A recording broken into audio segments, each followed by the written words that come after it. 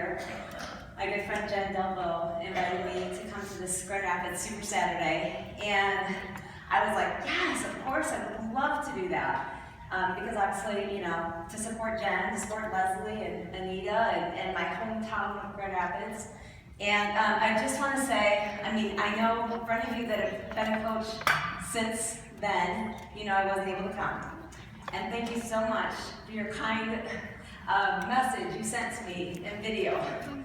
Sorry. I won't go into it. But you know that we had a very tragic time. Almost lost a family member. Sorry, hold on. We didn't. He's doing great. I didn't even mean to go there, you guys. I just want to say thank you for the message and understanding why I couldn't be here. Okay, so let me just go on to something positive. I really need to drink my pre-workout, like right now. No, by like 7:30. So when it's 7:30, can someone just like make hand motions like this?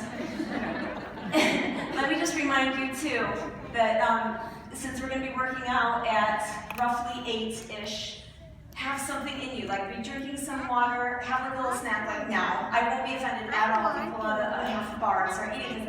We need energy, okay? At 8 o'clock tonight, we are on. And where's your finish stand? Okay, awesome. That's awesome. Okay, and so if I'm still talking at 8 o'clock, start doing this. Okay? All right, so is this my clicker, Leslie? Yes. Okay, and where do I point when I want to click? Just click. Yeah, Just it'll click and go. then click. Okay. I am so sorry that I lost it. I just, all of a sudden, all the memories came back. Okay, so building your dream team. This topic of building your team is huge. And usually when coaches start the business, they'll say to me, they have two big fears. Number one is putting themselves out there on social media. That's one of the biggest fears everyone has. And they always think it's just them. They're like, I know no one else has this fear, but I've got this fear of putting myself out there. I'm like, please, we all do. It's like everyone, practically, that joins. The second biggest fear is building a team. Raise your hand if that's a fear or has been a fear of yours. Yeah, it's pretty common. I think the reason behind it is, number one, we're afraid we won't know enough or that we'll let others down. We'll bring them into this business and we'll let them down. And that's scary because, well, first of all, I understand that fear big time because when I first joined, actually, step back, before I joined, I was asking a gazillion questions about this opportunity, a gazillion. And no one really had the answers, okay?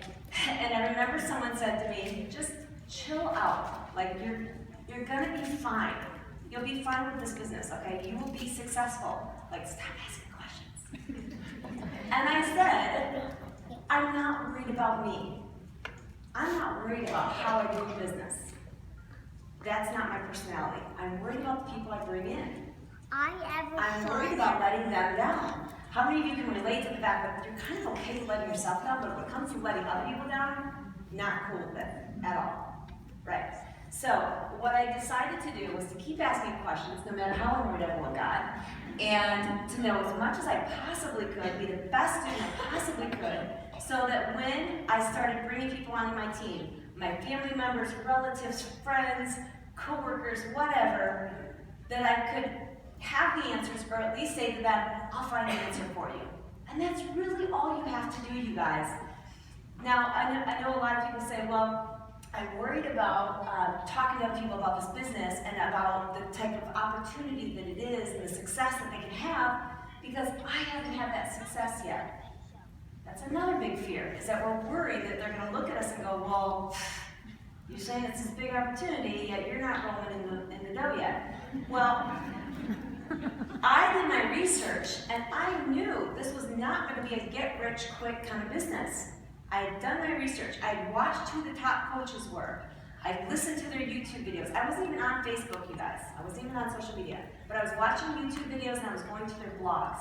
So I was learning what these top coaches were doing and what they were saying, and I knew this is not something that's going to happen overnight.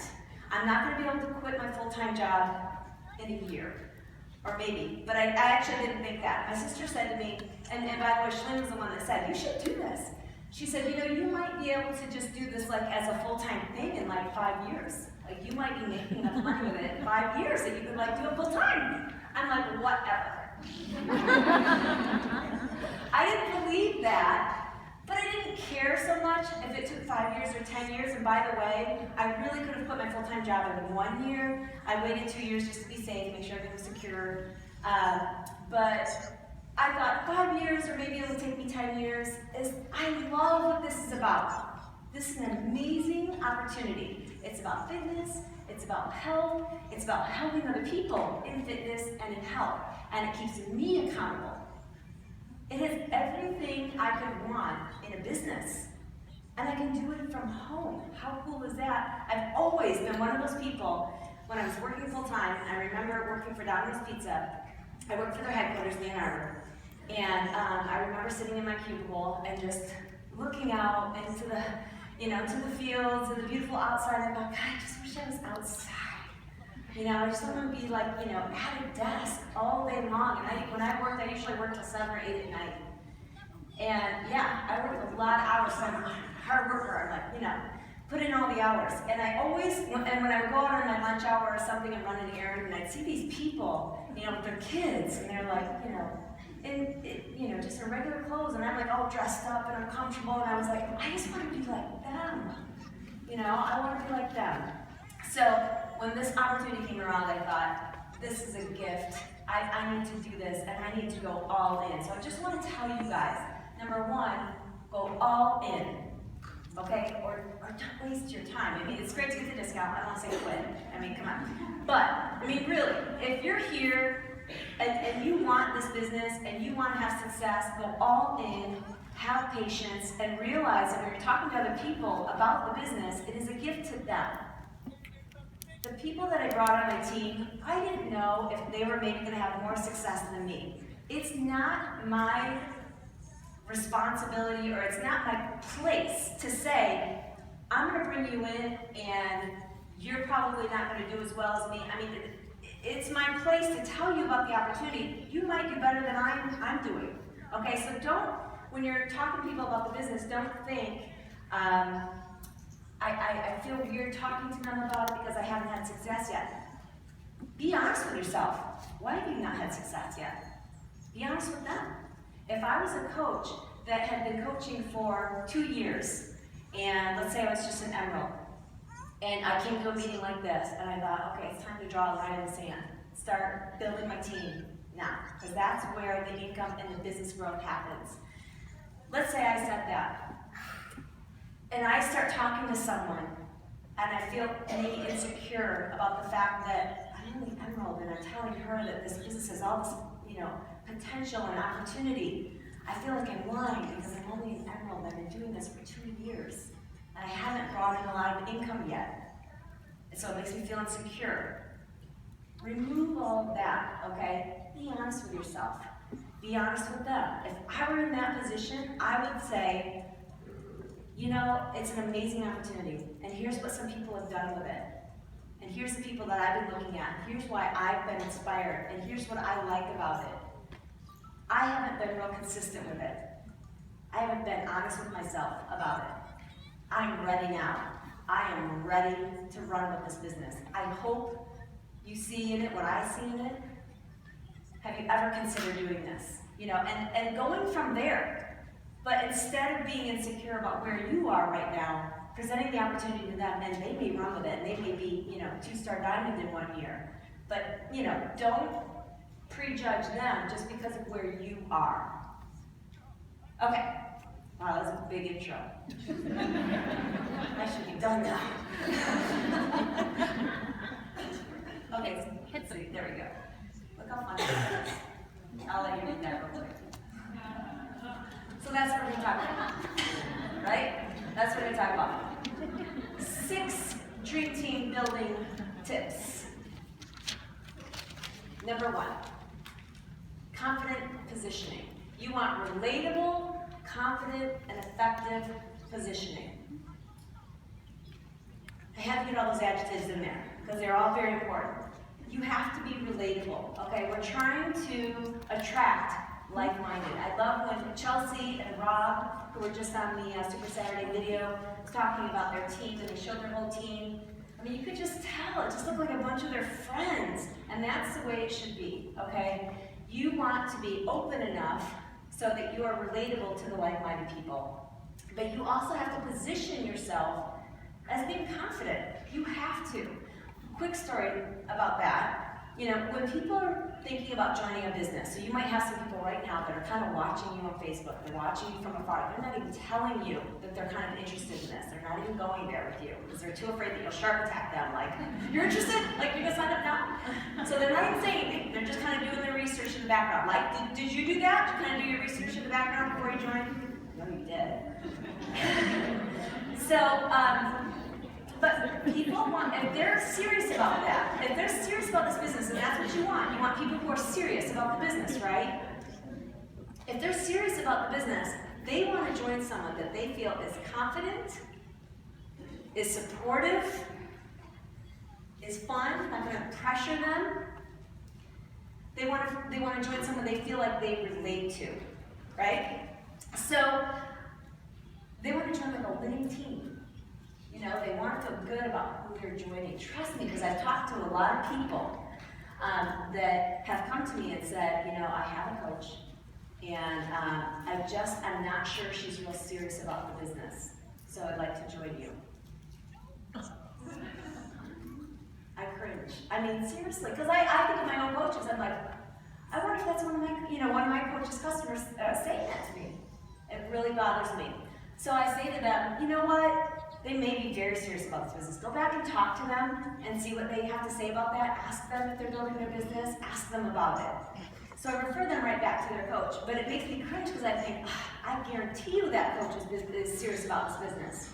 And the customer will say, I haven't seen her post about anything about her team or anything really about the business in probably at least a month. So that just goes to show you they're watching this stuff. And they don't see all your posts. So this coach of hers may have posted something in the last month. Maybe it's just one post, maybe it's two posts, but this girl didn't see it. She wasn't going to join her coach because she didn't think she was serious about her business. Positioning is so incredibly key. People want to join who they relate to, who they see as confident and serious about the business long term. So you have to be who you would want to join. When you all were looking at who you wanted to join, there's certain things you were probably looking for. Someone you could relate to, someone you could talk to, someone who's confident about the business, someone who you feel like is going to help you. You need to be that person and make sure that you are conveying that you're that person. Are you 100% committed to improving you? So of course, you know, one of the biggest, what's the word? I don't know, one of the most important things about becoming a successful coach is your mindset. People ask me all the time, what is the one thing that makes a successful coach? What do you think is the one thing? And it's absolutely hands down no question about your mindset. It's not about a certain look, it's not about having a certain fitness level. It's about, are you willing to believe in yourself? Are you willing to believe in the business and what it can do? Are you willing to believe that even though you're going to have negativity, you're going to have skepticism, you're going to move past it? Because there's people out there that need this business, and they need you. Are you going to be willing to put all those other negative things aside and keep plowing forward? So, personal development is huge for so many people that need personal development. Also, what's it? Did I just switch up? I wonder why I was so confused. I'm like, also, get something else for free, but this is so out of order. You should go back. There you go. There it is. Okay. It's so sensitive. Maybe it's just like that. Okay. Personal development, positive mindset, that's what I said. Number one, commitment to workouts and healthy eating, and connected with your emotional, spiritual self, okay? So, I know you hear it all the time, right? If you listen to the National Wake Up Call, which on my team, Critical core activities, National Wake-Up Call is a critical activity. It's not to be brushed off. Every single week, you've got to listen to that. You should all know the playback line by heart. So you should, definitely by heart, you should know that number. Because when you're a new coach, or program it into your phone, but when your new coach is asking you should go 83222555065. Call that number. Listen to that recording. Okay? So, I don't know how what that have to do with emotional abuse. I don't know. First impressions, okay? So when we talk about positioning yourself, I want you to look at some of the coaches that position themselves so well, okay? I don't consider myself one of those, but look at Leslie's Facebook, look at Anita's, look at Jenelle. Brittany Leggett, she's one of the top coaches, awesome. Cover banner looks beautiful. Lindsay Matway, Melanie Mitro. Take a look. Take a look at their profile picture and their cover banner. Looks spot on, right? You feel like this is someone that's got it together. You just do. You just take one glance. And listen, it's not about conveying that you're someone that you're not. No, you need to be yourself. You don't need to have a certain look. You need to have a look. Does that make sense? Because when people are going to your page, what we're trying to do, of course, is always attract people, right? And so these people initially, they're strangers. The only thing they have to go on is what they see. That's just the nature of social media. That's what they're basing their judgment on. Do they want to follow you or not? They're looking at what they see, and if they don't think that you look like someone that they can relate to or that they would normally associate with, then they're not going to follow. Okay, so you have to put you up there, and it needs to look professional, but not in like a stuffy kind of way. It just needs to be a look to it, right? Okay, so first impressions. So please make sure that your profile pictures, have a smile, and you've got your banners looking professional. You will not attract a confident, genuine go-getter if you don't act like you are one yourself, and you have to be conveying it on social media. I mean, that's common sense, but we still brush over it way too much. So important. Look at any of the top coaches and what they're doing. And there's lots of different styles too, like Amy Silverman. You guys all know Amy Silverman, right? She's like number 2 in the company right now, or 2 or 3 or something. Take a look at her style on Facebook, Instagram, versus like Melanie Mitro. 2 totally different styles. They're going to attract 2 totally different markets, but it works. Either way it works. List making. It actually said list building. List making and list building. Somehow the other word came off. That's what it said. List making and list. Okay, so if you don't have a list, you do have a problem. Now, a lot of us try and pretend like we have a list. We really don't have a list. And I know this for a fact, because when I do my training groups on Facebook, one of the first things they have to do, and this is in my Push Diamond group, is like, it's day 1, maybe day 2, I say, immediately send me a screenshot of the list of people you have introduced a business to over the last month. And a lot of people have admitted to me they didn't have that list. They have introduced business to people in the last month, but they didn't have that list. They couldn't just readily access a list of people they had introduced a business to over the last month. And if you are building your team, you have to, hear me loud and clear, you have to introduce the business to a minimum of 3 to 5 people every single week. Are you honestly doing that? That's a minimum. That's not a goal. Let's shoot for 3, let's shoot for 5. That's a minimum. So when I had, early on in my business, I was doing something called the Fast Track Team. And I did a call with my team, and any of you can do this, by the way. I still think it's a good idea. I was about 6 months into my business, and I had some, I had like a dozen coaches on my team, and I made a decision that I was going to start working differently. I was going to start working smarter. And I had a better feel for the fact that you can't motivate your team. You need to find out who's motivated, run with them, and keep building. And finally someone clued me in on that. So spending all this time like, please work your business. Please be interested in this. And they just weren't. I would say 10 to 20% are interested and engaged, okay? And that's just it. So I did a call I said, anyone who's interested, get on this call. This is a very important call. Saturday morning, I think it was like 6 a.m. call. I said, don't even tell me you have plans. Saturday morning, 6 a.m. And so I said, here's what I've learned in my business. I'm ready to run with this. Oh my gosh, that's time for me to drink. Thank you. I said, I'm ready to run with this. I need to know who else on this team is ready to run, because I'm not going to drive anyone. If you don't want to work this, or you just don't want to work it right now, I'm not going to drag you. Okay? I need to know who's ready, because we're running. We're going to do a fast track team. Message me after this call. Let me know who's on the fast track team, because we are fast tracking from here on. And so Mindy Wenner was one that got on that, and every Sunday night we reported in on how many we had added to our network that month, how many we had followed, how many we had introduced the business to, and their names. So you couldn't just make it up. Oh yeah, I introduced it to 6. 6 is the number this week. No, you had to give their names. And we also reported in on how many we followed up with and their names. And so Mindy Wenner every single week would come to the call with at least 10 people. And so the rest of us were, geez. I mean, I was like, I said 3 to 5, and she's doing 10. And then that year, she almost finished top 10. It was like number 11. But it's because she was building her team, and that's why, I mean, she's killing it, obviously, because that's the way she rolls. You give her a minimum, she doubles it, because it's a minimum.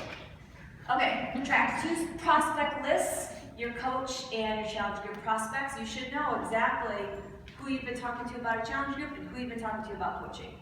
Because when you're talking to people about a challenge group, you're talking to people about coaching, there has to be lots of messaging back and forth. It kills me when I hear a coach say, yeah, I talked to that girlfriend I told you that was so interested in coaching, I talked to her, she's just not interested. So I took her off the list. You took her off the list? Don't take people off the list. You do not take people off the list. Stay on the list, okay? You just need to have like 5 to 10 more conversations with this person over the course of time. And it could be weeks, it could be months, it could be years. I've had lots of people. I've got my good friend Angie Hunt sitting in the crowd. She's one of my star diamonds. And she didn't join at first. And I was like, I don't get it. She's like so athletic and perfect for this. And she was doing P90X at the time. And she just had no interest whatsoever. She ended up joining, was it 2 years later, Angie? Oh gosh, no, I think it took about 4 years. 4 years? 3 or See? 4. You just don't know. You do not know. And you cannot control it. Sometimes it's what's going on in their life or what their mindset is about it. And I probably didn't do things right then either. When I first talked to you about it, I probably was ridiculous. But it just goes to show you. Keep those people on the list. Okay? Keep that list going forever. Unless you just really don't like the person anymore or you don't want to associate with them. Okay, so you have to be tracking though. Okay, let's be clear. You absolutely have to be tracking, and people always ask me, well, what's the best way? Whoops, I just pulled this off. What's the best way? And I always say, it doesn't matter. Just do it. Just do it. You'll find a way that works, and you'll find a way that doesn't. And I won't be able to find this microphone. Okay. Oh my gosh, I must be almost out of time. No. You already know that. Talk amongst yourselves. Take pictures. Of the slide.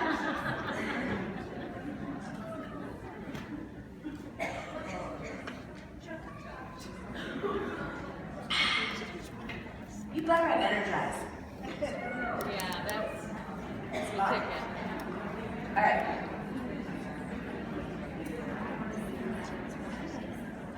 Posting consistently. Okay, so I know it's hard to post consistently because we're busy. And then what do we post? But posting consistently gets you on their radar.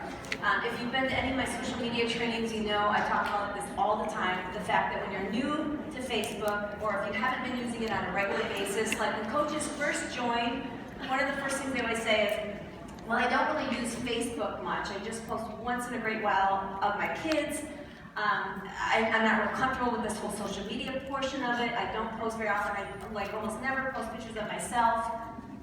Does that sound familiar? So many coaches say that coming in. I said, it's totally normal. I wasn't even on Facebook. It's okay. We're going to get you into the groove of this, okay? But you have to start. What did I do? I went, really? The first time I did a presentation at Domino's Pizza headquarters, I had an easel and a marker, and the whole time I was talking, I was drawing pictures. What's crazy is that no one told me. I had on this lavender, nice dress, and I was drawing black all over.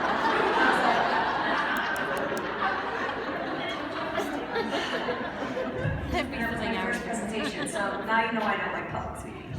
Okay, so posting consistently. When you're posting, you have what's going on behind the scenes called Facebook Affinity or Facebook Edge Rank. And what that's doing, Facebook is kind of calculating your popularity behind the scenes. Its systems are looking at who you normally interact with. So that when you post something, Facebook says, okay, you have 100 Facebook friends, it's 2 o'clock in the afternoon, you're logging in and posting this statement of, I just worked out and I feel amazing. At 2 o'clock in the afternoon, Facebook is like, okay, how many of your friends just logged on right now? And Facebook says, okay, only 20 of your friends just logged on right now. Of those 20 that logged on, you have only interacted with 2 of them recently, of that particular 20. So Facebook brings your post to those 2 people's news feeds. And those 2 people see her statement of, I just worked out, I feel amazing, and they go, okay, and they're usually looking from their phone. They're like, okay, that's fine. And they keep moving, right? That means it's not that they don't care, it's just like, all right, they're looking for some drama or something. They're looking for something eye-catching, they're looking for, like me, So, I don't mean that. They're looking for something like, good, really good, And so, or what they want is they want to talk. We always want to give our opinion. We want to give our advice. We want to support other people. And the people that want to do that are the people we want anyway. We like people that love to give advice, that love to give their opinion, that love to give their input. And so as you start posting consistently, what that does is you have a higher Facebook affinity. More people have commented on more things, more people have liked on more things. And so instead at 2 o'clock in the afternoon, now that you know how to post, you're going to say something like, what do you guys prefer, sweet or salty? Or you ask some type of question. Or what would you rather give up, wine or chocolate? You ask some type of question. Now, instead of 2 people, it going to 2 people's news feeds, it goes to 10. And right away, all 10 of people are like, oh, no question about it, I like wine, or no question, I would give up chocolate, or whatever. They want to give you their input, okay? So now Facebook says, oh, all 10 people commented on that. That must be a popular post. It brings it to more people's news feeds, and more people's news feeds, and more people's news feeds. And it goes viral. The first time I tested this, I asked, what do you tip on a takeout order? And the post went viral, and it was like 4 days later, and people were still commenting on it, which shows it was still landing in their newsfeed because so many people wanted to tell me what is the appropriate amount to tip on a takeout order. Okay, no idea if I went over any of these bullet points. 2 to 3 minutes a day, get on the radar, but for me, yes, I remember all that. Yes, I probably need to take another drink. Only 2 to 3 business-related posts. Hopefully you just took a picture of this. I think I went over all of them. But this, you guys, this takes practice. People say to me all the time, well, I'm just not good at social media. I'm like, you have to, no one's really born good at social media. It's something you have to practice. Even when I go on vacation, I come back, I feel rusty. I'm like, what do I say? It's something that just takes practice. You have to get in the groove of doing it. Genuine listening. You have to be listening for clues, okay? When you're talking to people in conversations, always just start with a simple conversation. Hey, how are you? Be liking on their posts, be commenting on their posts, be interested in them. Start a simple conversation. Hey, I saw you posted that car the other day. That looks awesome. What kind was it? get into conversations, and if you're always ending conversations in a Facebook message with a question about them, the conversation continues. When the conversation comes to a stop is when you stop being interested and you're just waiting for them to be interested in what you have going on. You can't do that. So listen for clues and reasons that would make them benefit from a business like this. And you want to try and identify like-minded people who are already doing the products and programs, people who are maybe unhappy with their current situation, with their job, with their boss, with their commute, people who want to work from home, people who are already personal trainers, nutritionists, already in the fitness and health anyway, already doing what a coach does, or people that are want to be stay-at-home parents. Okay. Next, simply asking. Take a picture of that. Ask in personal messages. One time I went to a, let me tell you a quick story. Do I have time? What time is it? Yes, you're turning 7:40. Okay. So when I first became a coach, like I said, I was all in. And I didn't know how to recruit. I didn't know how to build a team. What I did do right away is made a list of everyone I know. And I always tell my new coaches to do this, make a list of everyone you know. Matt and I sat down, we made a list of everyone we knew. I think we had 100 to 200 people on the list. And we just started talking to people and calling people, and I can't believe I actually called people. I never used the phone, but I actually called people because I wasn't on social media. Now I would say do it on social media if you prefer that. And so that's how I built my initial, my first team members was just from reaching out to friends, family, coworkers, my husband's coworkers, distant relatives. The majority of people thought we were crazy, you know? I mean, I had probably, of that group of 200 people, I think I had 10 to 12 who ended up joining, and that includes mom and dad. And so that means a good, 190, 188, whatever the math is, thought we were crazy, right? I didn't contact everyone, but a lot of the people on the list. And so I went to this training, he's a network marketing guru, and I said, now if I know other people in my life who I maybe don't talk to on a regular basis, and I think that they would be interested in this business, is it better, like if I know like 5 people, is it better if I get them in a group and like have lunch with them and talk to them about this, present it to a big group of people, or is it best if I talk to them individually? He said, no doubt about it, you have to talk to them individually. That's why there's no doubt about it, even when you're doing like a coach sneak peek, or you're doing a coach call or coach webinar, that you do that, but then you also talk to those people individually, because it gives value to the fact that you want them on your team. And it gives value to their situation, okay? Because as they're listening to your coach sneak peek or your webinar, they might be thinking, yeah, but I don't know if this really relates to me. I don't really know if this will help me and my situation. But if you can reach out to them personally and say, hey, I know you said this and you're unhappy with this, and this isn't going to be a quick thing, but it's something you can start building on the side, and really talk about their specific situation. Whenever people decide to join, listen to this. It is because it helps them solve a problem. So if you're not helping them recognize what problem in their life or what goal it helps them reach, what problem it helps them solve or what goal it helps them reach, they're not going to join. It doesn't matter if you said it's free. There's no fees, there's nothing, and Shakeology gets sent to you for free. They still probably won't join.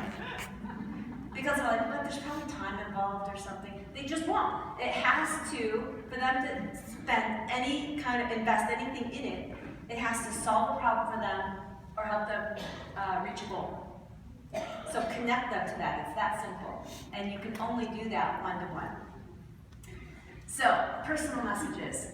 And ask the question, have you ever considered becoming a coach, as a suggested solution to what they just said was the problem or the goal.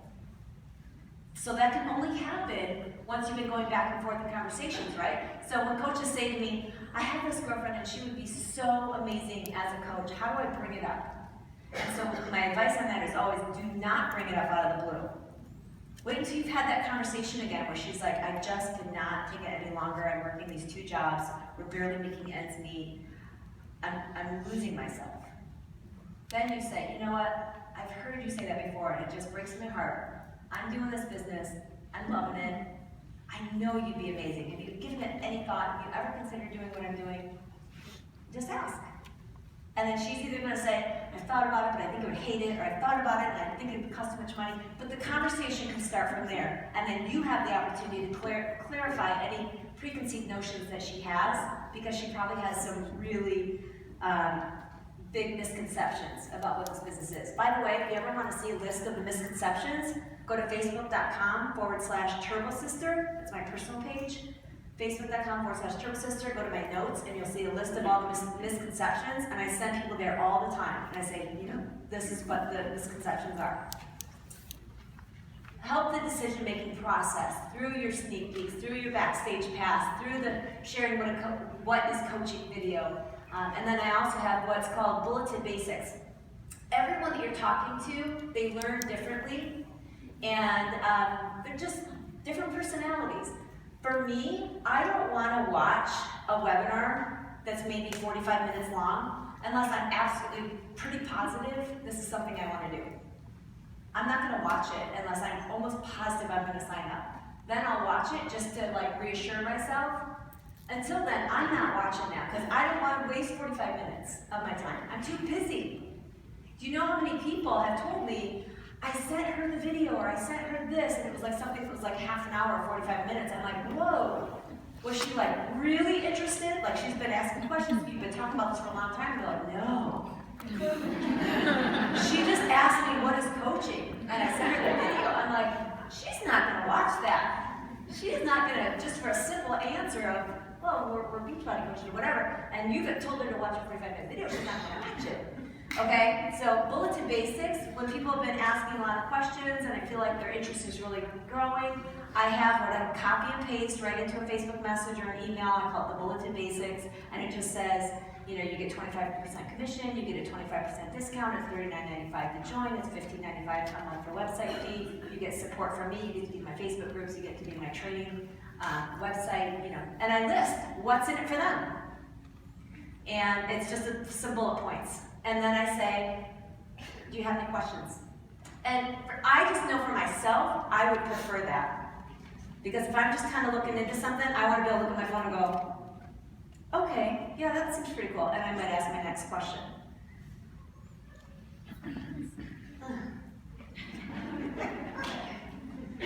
You can take a screenshot of that, but that's just I think that, for you guys and for your coaches, it's helpful to have scripts, to see examples of what to say. So I thought I would just provide some of those so you could take a screenshot. And these actually, Meg Kozlowski, one of my top coaches, she did this in a presentation. I said, hey, can I grab those for today? Because those are great. So this is from Meg Kozlowski. She wrote these. Got it? And snap. Did you get it?